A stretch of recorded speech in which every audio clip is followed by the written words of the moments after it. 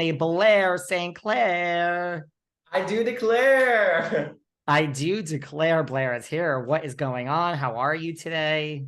I am well.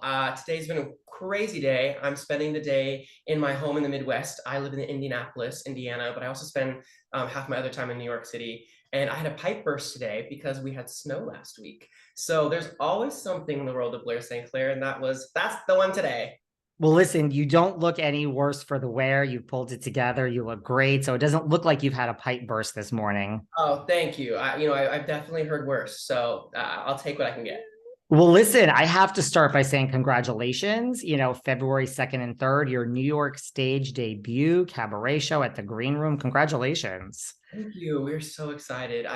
Since I was really little, have dreamt about performing in New York City, not just like doing drag, but also like, one day of like bigger and, big stages, like, of course, like Broadway's as a Broadway baby. Like it's just been something we've wanted for so long. So excited.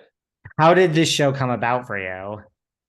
We were talking, my manager, my agent, and I were just talking about what's next for Blair.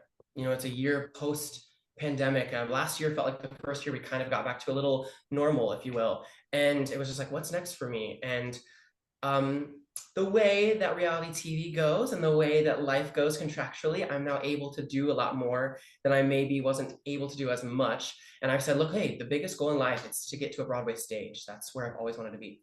And I was like, let's write our own show. Let's do our own thing. And that's what this show has all came about.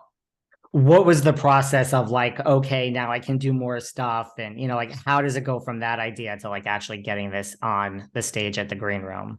Oh my gosh. Well, okay. My therapist, which we love therapy, says that we should live life like on a lasagna noodle with like little highs and little lows versus a roller coaster and like the high highs and low lows. And the pandemic felt like it was high highs and low lows. So we got off the roller coaster. So now I feel like I'm riding the lasagna. It's been wow, that was really cheesy.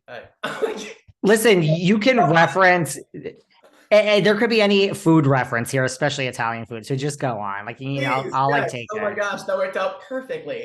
So getting the show up and realizing that there's things that we can do today in life has been a little bumpy, a little rocky, but I feel like that is very Blair. So we have just been looking at, what are the songs that I like? What are the things that I want to talk about? Why write a show?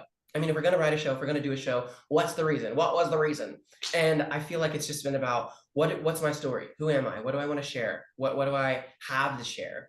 And being a non-binary person in a world of drag, in a world of illusion, there aren't a lot of stories being told. There are plenty, but I feel like there's more to be said. And I just wanted to like begin a discussion about Broadway performers and roles that might have been originated by cis women, and how do non-binary people and trans people fit into this theater world, especially in a world where we should be looking at more people after a pandemic.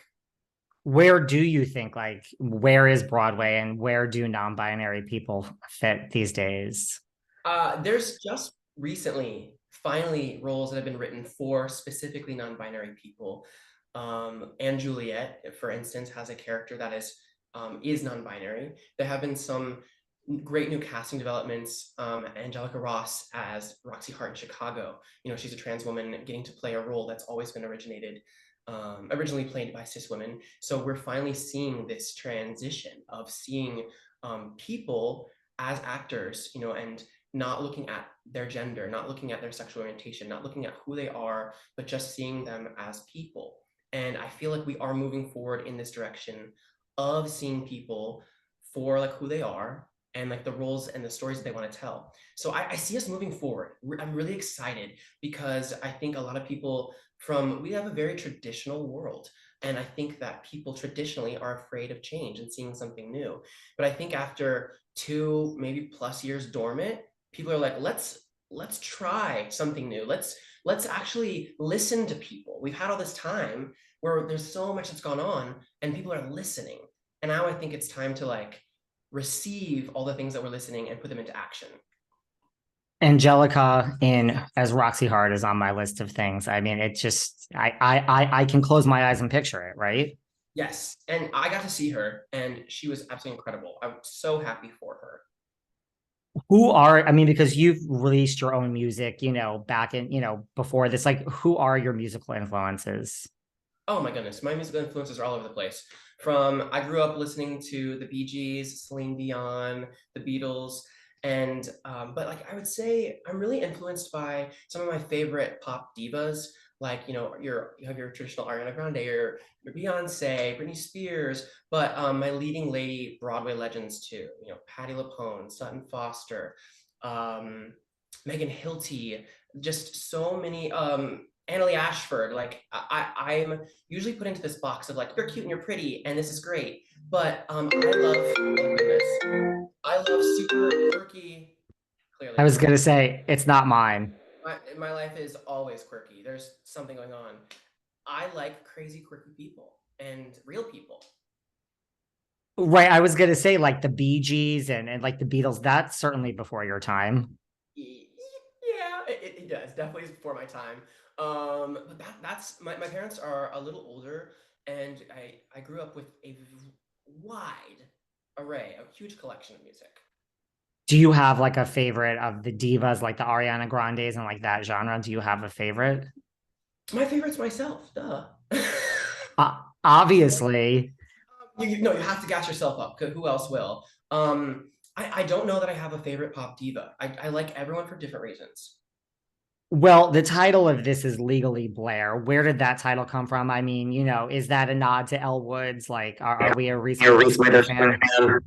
fan. We're Reese Witherspoon fan, yes, but more of a Laura Bell Bundy fan. And the original cast recording and casting of Legally Blonde on Broadway. I remember I was a little gay tween watching it when MTV filmed and released it, and they put it out there on the universe. It still exists on the YouTube, and I there was something that like was really poignant about Elle Woods to me. I think on the surface, everyone thinks like Elle is this pretty popular blonde bombshell. She gets everything that she wants handed to her from Malibu, and like she wants to follow this boy. That's the surface. For me, at a core, being a drag artist, I see Elle's personality change as like she lifts the drag off of her and she's like, this is what's underneath. This is the core. So there's been, and I haven't been able to put that into words until I actually got to play Elle on stage last year at a regional production, which was really amazing. And I got to figure out like why I was so connected to her. So there is that deep connection of like who I am as Blair. And because like I do take this off and I live a different life. This is this character I've created, this person that gets to feel all the feminine feels that I was told by society a long time ago. You don't get to be those things. You don't play with dolls. You don't wear dresses. And I said, I must not have gotten that memo because I do. I like it.